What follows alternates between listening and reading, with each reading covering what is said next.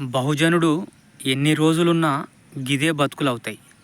ఈ బహుజనుడు మంచిగా బతకాలన్నా, న్యాయబద్ధంగా ఉండాలన్నా, అతనికి ఏ పరంగా కూడా అన్యాయం జరగకుండా ఉండాలన్నా, బహుజనుడు అభివృద్ధి చెందాలన్నా అతను చేయవలసిన విషయం ఏం చెప్పనా, బాబాసాహెబ్ అంబేద్కర్ గారు ఒక మాట అంటారు, ఎవరి దగ్గర పోయి అడక్క తినొద్దు, నీకు నువ్వుగా గెలవాలి, నీకు నువ్వుగా నిలబడాలి, అవసరమైతే గుంజుకోవాలి అని చెప్పిండు. రాజ్యాధికారాన్ని గుంజుకొని నువ్వు రాజ్యాన్ని ఏలవని చెప్పిండు. మా వాళ్ళు అట్లా కాదు, వాని దగ్గర పోయి చేతులు కట్టుకొని దయ్యా దండం పెడతా అని చెప్పి అడక్క తినే కాడనే ఉంటున్నాం ఇంకా మనం. అదే జీవన్ రెడ్డి, అదే రాజగోపాల్ రెడ్డి వాళ్ళు ఎందుకు పార్టీలకు అతీతంగా ముఖ్యమంత్రి మీదనే తిట్టుకుంటూ మాట్లాడుతురు. వాళ్ళని సస్పెండ్ చేయరు, వాళ్ళ మీద ఒక్క మాట మాట్లాడరు. అదే మన బీసీ బిడ్డ ఒక్క మాట మాట్లాడితే సస్పెండే. రూల్కి ఎగనెస్ట్గా మాట్లాడిండు, క్రమశిక్షణ కమిటీ ఉంది దానికి, వాళ్ళు చూసుకుంటారు అని చెప్పి అమ్మటి ఒక ఆయన వచ్చి మీడియా ముందుకు వచ్చి మాట్లాడతాడు. నిన్న జీవన్ రెడ్డి రాజీనామా చేస్తూ ఏమో ఇష్టం వచ్చినట్టు తిట్టినాడు. అది వాస్తవం. ఎవ్వని పడితే ఆయన వాడేవాడే వీడేవాడే అన్నాడు. దానికి ఎవ్వరు స్పందించరు, ఎందుకంటే ఆయన అగ్రకులం కదా. రాజగోపాల్ రెడ్డి అయితే ఇక ముఖ్యమంత్రిని అయితే ఎవ్వరు తిట్టడానికి తిట్టిండు. అయినా ఆయన సస్పెండ్ చేయరు, ఆ మాటే రాదు. రానున్న రోజులు ఇంకా ఆయనకు మంచి పదవి ఇస్తారేమో, ఇంకా చూరు రాదు. బీసీలకు ఇచ్చే కాడనేమో ఇవ్వని కాడనేమో మేము ఇస్తున్నాము అని చెప్తారు. కేంద్ర ప్రభుత్వం అడ్డొస్తుంది అంటారు, ఇక్కడ ముస్లింలు అడ్డొస్తారు అని చెప్తారు. అదే 42% రిజర్వేషన్లు ఉన్నాయి కదా, మేము ఇస్తున్నాం అంటారు, అది ఇవ్వరు. ఇస్తానికి ముఖ్యమంత్రి కూడా ఇష్టం లేదు. ఇస్తే అరే బై వీళ్ళు మొత్తం ఎక్కడనో చైతన్యం అవుతారు, అభివృద్ధి చెందుతారు, ఆర్థికంగా ముందు వస్తారు, మళ్ళీ రాజకీయంగా వీళ్ళే ఉంటారు, మనల్ని దొక్కేస్తారు బా ఇప్పటికే వాళ్ళు చైతన్యం అయ్యారని చెప్పి ఆయనకు మన మనసులో ఉంది. అందుకనే ఆయనకు అంత సుముఖంగా లేడు మనకి ఇద్దానికి. వాస్తవం చెప్తున్నా, ఆయన మనకే బీసీలకి ఇవ్వదలుచుకుంటే మన 2 రాజ్యసభ స్థానాలు మనకు బీసీలకి ఇవ్వాలి కదా.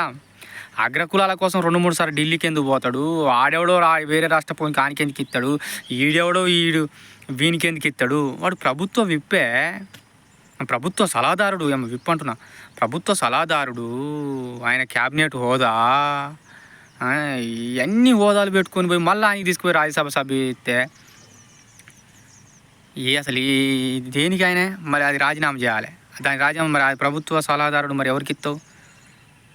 నీ అగ్రకులాలకే ఇచ్చుకుందానికి ప్రయత్నం చేయి, నీ రెడ్డిలకి ఇద్దానికే ప్రయత్నం చేయి తప్ప కానీ బీసీలకు ఇచ్చే కాడ మాత్రం ఇచ్చేది లేదు. కార్పొరేషన్లు మొత్తం దగ్గర పెట్టుకుంటావు, మంత్రి పదవులని దగ్గర పెట్టుకుంటావు, మరి బీసీలకి ఇచ్చేగా, నీ చేతుల పనే కదా. అయ్యో శాత కాదు, విద్యాశాఖ మంత్రి లేడే, హోంశాఖ మంత్రి లేడే, అన్నీ నీ దగ్గరనే పెట్టుకుంటువి, బీసీలకి ఇవ్వ ఎందుకో. ఇచ్చిన బీసీలు అయితే కాలుతుంది, వాళ్ళ కాడ టోపీలే ఉంటాయి, లాఠీలు అసలే ఉండవు. వాళ్ళ కాడ అధికార చలాయించే లాఠీ ఉండదు, ఓన్లీ టోపీ. ఈయన కాడ టోపీ ఏంటంటే ఆ టోపీ పోయిన మంత్రి గంతే, ఏముండదు, ఉత్తదే, పైసలు ఉండవు, ఏముండవు ఆ మంత్రి పదవిలా. మొత్తం వాళ్ళు దున్నుకుంటారు, దోసుకుంటారు. ఈ ఖమ్మంలో చూసినవా, పేదోళ్ళ ఇళ్ళు గొలవడతారు, పోయి బీసీలు వాళ్ళు వీళ్ళు ఆ సంఘం ఈ సంఘం ధర్నా చేయగానే ఇక పట్టాలు ఎత్తునట్టు. ఏంది దొంగ వ్యవహారాలు, ఏంది కథ? కబ్జాలు చేసుకుంటే చట్టసభకి ఎవడన్నా ఎమ్మెల్యే రావట్లేడు, ఒక్క ఎమ్మెల్యే రావట్లేడే.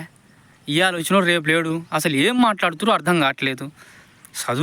చదువుకోలేదు అర్థం కావట్లేదు, వాడు ఎమ్మెల్యే ఎందుకు అయిందో అర్థం కావట్లేదు, వాడు చట్టసభ ఆ సీట్లు అన్నీ ఖాళీగానే ఉంటున్నాయి.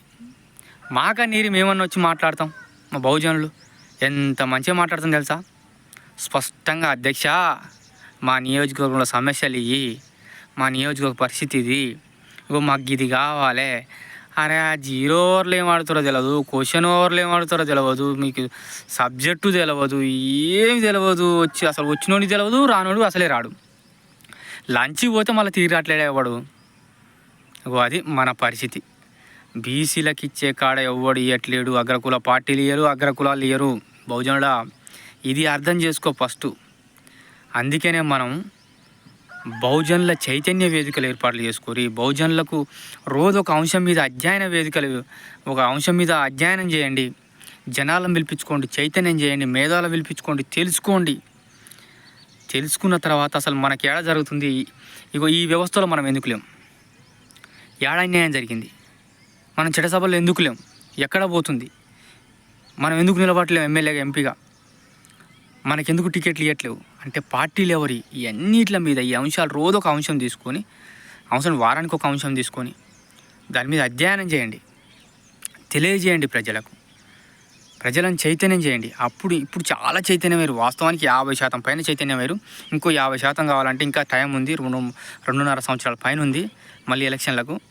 అందుకనే మీరందరూ కూడా ఎక్కడైతే మేధావి ఉందో ఆ మేధావి ఒక 10 మందిని కూడగొట్టండి. ఆ 10 మందిని చైతన్యం చేయండి. ఆ 10 మంది కాస్త 10 మంది అవుతారు, మళ్ళీ 10 మంది అవుతారు, 100 మంది అవుతారు, 1000 మంది అవుతారు. అట్లా ప్రతి నియోజకవర్గంలో ఒక మేధావి బయటికి వెళ్ళవలసిన అవసరం ఉంది. మీరందరూ కూడా చైతన్యమై బహుజన రాజ్యాధికారం ఏర్పాటు దిశగా ముందుకు పోవాల్సిన అవసరం ఉంది. లేని ఎడల నీకు 1.5 ఎకరం కూడా వద్దురాబాయి. వాడు 10 ఎకరాలు ఉందని చెప్పి బీసీ విర్రవీగవచ్చు, ఒక బహుజనుడు విర్రవీగవచ్చు. ఆ 10 ఎకరాలు గుంజుకుంటాడు, రానున్న రోజుల్లో నీ దగ్గర కబ్జా పెడతాడు. చేస్తున్నాం చాలా. నా దగ్గరికి ఎవడొత్తలే, నాది నేను బత్య చాలే అనుకుంటున్నావు. కానీ ఇవాళ నాది అవుతుంది, రేపు నీది అవుతుంది. హాస్పిటల్ పోతే 6 ఎకరాలు అమ్ముకునే రోజులు వస్తాయి. ఇగో ఇవన్నీ కాకుండా ఉండాలంటే మనకు విద్య వైద్యం ఉచితంగా అందాలి. అది బహుజనునికి అందాలి. మనకు అందట్లేవు. అగ్రకులానికి అందుతుంది. ఎట్లా అందుతుందంటే 5 రౌలు. ఎమ్మెల్యే వాడే, ఎంపీ వాడే, మంత్రి వాడే, రాష్ట్రంలో ఆడే, కేంద్రంలో ఆడే, ముఖ్యమంత్రి ఆడే, ప్రధానమంత్రి ఆడే. మనం ఉన్న ప్రధానమంత్రి మన బీసీయా? ఇప్పుడు బీసీ కనెక్టెడ్ బీసీ. కానీ సరే ఏదైనా కానీ ఆయన బీసీ అయిన మంత్రంలో మనకేమైనా రిజర్వేషన్లు ఇచ్చి ఆయన ఆదుకునేది ఉందా కేంద్రం నుంచి? మహిళలకు ఏదో 33% అన్నాడు, కానీ ఆ 33% ఎవరికి? మా బీసీలకు ఎంత శాతం, మా ఎస్సీలకు ఎంత శాతం, ఎస్టీలకు ఎంత శాతం? ఇది స్పష్టత లేదు. మళ్ళీ అగ్రకులపోల భార్యలే వచ్చి అలా కూర్చుంటారు అని చెప్పి కూడా ఇది అందరికీ ఎప్పుడు తెలిసిన విషయమే. 2019లో చట్టం వచ్చిన కాంచి మొదలు పెడితే ఇప్పటిదాకా కూడా ఏ స్పష్టత లేదు. ఇంకా అమలు కాలే. వాస్తవానికి ఈ నెక్స్ట్ అమలు అయిద్దని చెప్తుండు. మరి అమలు అయినప్పుడు ఎవరికి అది ఏం కథ? ఈ బీసీలకు రిజర్వేషన్లు అయ్యి, ఈ రిజర్వేషన్ లేకుండా మా భవిష్యత్తు ఎప్పుడు బాగుపడుతుంది? అందుకనే మేధావులారా, మనం రాజ్యాధికారంలో ఉన్నప్పుడే మనకు అవకాశం ఉంటుంది. లేని అగ్రకులాల రాజ్యాధికారం ఆ సీటు మీద కూర్చోబెట్టినంత కాలం మన బతుకులు ఇంతే. స్పష్టంగా అనిపిస్తుందే. ఇచ్చే కాడనేమో ఇవ్వట్లేడు. ఈ 2 రాజ్యసభ స్థానాలే తీసుకో మొన్నటియే. లేకుంటే 30 కార్పొరేషన్లు ఖాళీగా ఉన్నాయి. బీసీలు 30 కార్పొరేషన్లు ఇస్తే బీసీలు 30 మంది బాగుపడతారుగా. ఖాళీగా ఉన్న మంత్రి పదవులన్నీ బీసీలకు ఇస్తే బీసీలు బాగుపడతారుగా. ఇయ్యరు. ఇంకేమన్నా పదవులు ఉంటే అగ్రకులాలకి కట్టబెడతారు కానీ చెప్పి మనకు మాత్రం కట్టబెట్టరు. అవి మనం కట్టబెడితే మనం అందరం బాగుపడతాం, అభివృద్ధి చెందుతాం. మళ్ళీ మనం ప్రశ్నిస్తాం, అరే వీనికి రాజ్యాధికారం అంటాడు అని చెప్పి. అందుకనే మనకి ఇయ్యరు. ఇకనన్నా మేలుకుందాం. సిగ్గు శరం ఉండాలి. ఒక్కడన్నా బయటకు వచ్చి ప్రెస్ మీట్ పెట్టట్లేరు. అగ్రకులాలు అయితేనే వచ్చి మంచిగా బహిరంగంగా మాట్లాడుతురు, తిడుతురు, వాళ్ళని తిట్టుకుంటారు. వాళ్ళకి ఏం కావట్లేదు. నువ్వెందుకు ధైర్యం చేయట్లేవు? నీ వెనక ఇంతమంది బహుజనులు ఒక్కడు బయటకు వస్తే నీ వెనక ఎంతోమంది జనాలు ఉంటారు కదా. నీ అమ్మ ఉంటే ఉంది, లేకుంటే లేదు. పదవితోటి ఏముందిరా బాయ్, బతకలేమా?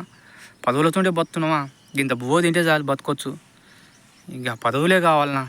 పదవులు కావాలంటే బీసీలందరూ కూడా పోయి తీసుకోవచ్చు అగ్రకులాల పార్టీలలో కాళ్ళు చేతులు మొక్కి.